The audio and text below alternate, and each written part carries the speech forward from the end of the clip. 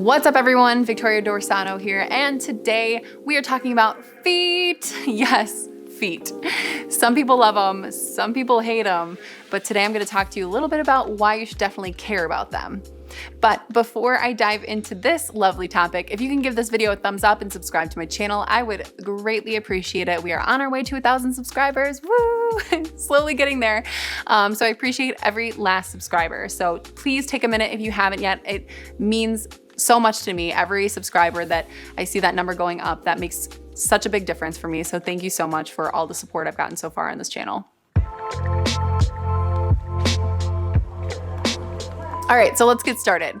This month of April is Foot Health Awareness Month, and I felt like it would be appropriate to talk about my experience transitioning to barefoot shoes and a little bit about foot health and why our feet are so important. Did you know that we have 26 bones, 33 joints, and over 100 muscles and ligaments in our feet? Like crazy. That is wild to me still. I'm still like thinking about those numbers in my feet. It's just wild. So I really honestly didn't know that much about feet before diving in the past few months about feet, foot health, barefoot shoes, all the things that we'll be talking about today.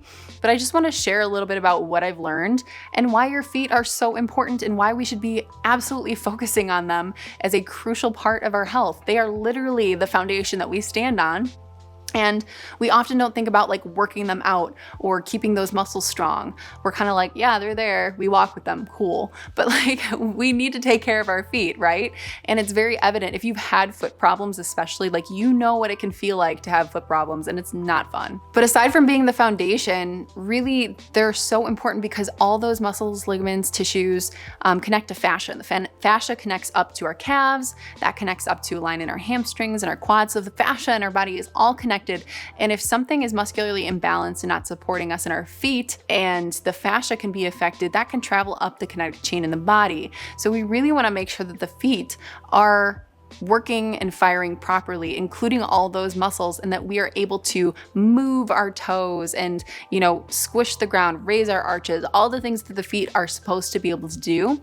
But we've kind of lost the ability to do that, at least in the US and a lot of, you know, populations here, because we're constantly shoving our feet into shoes that are either pointy or really thick soled, or we just can't feel the ground spread out our feet and allow those muscles to work. Or we overly rely on orthotics and shoe support to really support our feet instead of allowing our muscles to do it for us. So there's a lot of things that kind of prevent our feet from staying healthy in the long term. And all this stuff I just started to learn and really dig into, I'd say in the past 4 to 5 months, as both my husband and I have started to feel different kinds of joint pains. We're getting into our 30s. We play multiple sports, and he had been getting some IT band pain. I had been getting some low back pain. A lot of that was tied into, you know, I think my ACL surgery as well. But we just wanted to make sure that we were doing our due diligence and making sure that we were addressing the source of these issues and really getting down to what's actually going to create a long-lasting change. And every article I started to go into was talking about how the feet were important. And I'm like, you know what? That does make sense. Looking at my husband's feet, my feet, like there were just some things that we need to address. My husband, for example, had toes that were curving in, or more so like a bunion, right? Which happens a lot in society when we are wearing shoes that look like this, that squish our toes in, that literally are like pointy. We don't have elf feet. We have toes that are meant to spread out. So these shoes like this and wearing things that are crunching our toes in, especially like heels or things that just kind of have that narrow toe box, can really affect our toes, our ability to use them to balance ourselves, eventually affecting our arches too, especially over relying, like I said, on shoe inserts. So there's just a lot I was learning. And we started to go down this path, and I started to come across more articles about the benefits of barefoot shoes. And immediately I was like, oh no, not the toe shoes. Please don't make me wear the toe shoes. And I was like, I don't want to wear those.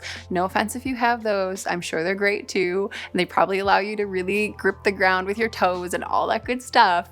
But it's not my personal style. To my pleasure, they are pretty normal looking shoes for the most part. with a few main differences that you can tell. So this is a Barefoot shoe. This is the brand I decided to go with, which is Zero. And for those of you that are following along with my knees over toes videos, you are probably familiar with Ben Patrick. He also wears these shoes. So these Zero shoes have been phenomenal. If you notice, they are shaped like a foot, right? They are wide in the toe box. They don't narrow in. They are shaped like the top of a toe, and it slopes down like your foot should slope down, and it gives you adequate space.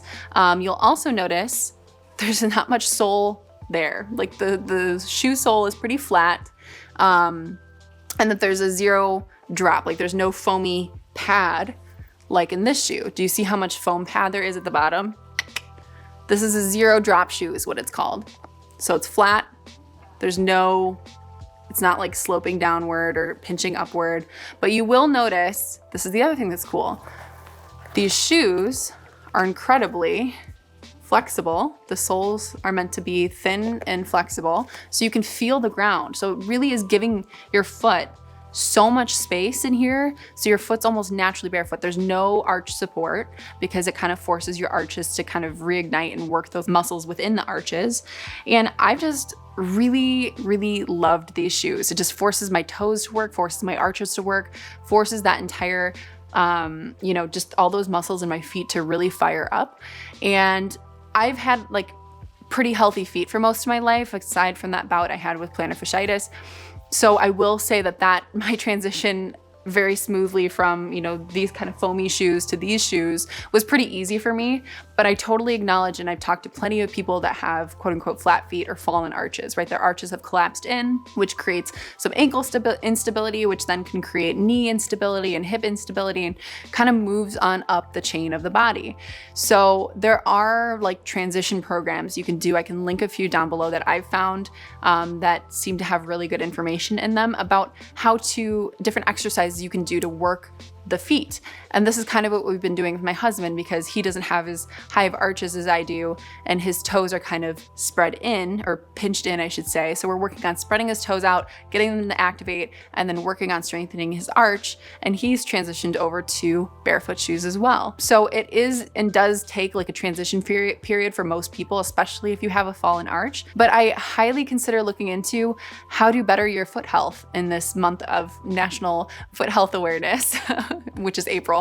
So, if you have more questions about barefoot shoes, let me know in the comments down below. I'm going to link some really great resources that I've found about barefoot, barefoot activities, barefoot shoes, the benefits of, strengthening your feet and correcting your feet. Because even if you have things like claw toe or hammer toe or bunions, you can still correct the toes. And there's things like toe spreaders and metatarsal pads and things that you can put in your shoes or wear around the house to gently start to correct your toes, correct your, the way that they're, shaped and spread out. So there's a lot of things you can do. Please know that like before I put these videos together, I decide to talk about them, I've done my research too, and I have absolutely, again, tested these things out for, I think, 4 or 5 months now at this point.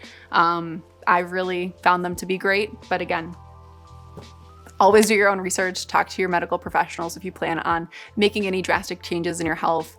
I'm just here to share my experiences, gently guide you, provide some information, and then go from there. So hope you guys found this interesting, helpful, whatever you want to call it. Maybe you have a new love for feet like I do, because I did not used to be a foot fan before. Now I'm gently starting to like warm up to the idea that like feet are amazing and they do cool things for us and all that stuff. But anyways, if you can give this video a thumbs up and subscribe to my channel, I would greatly appreciate it so I can continue to make awesome videos like this for you guys. And until then, I will see y'all later. Bye.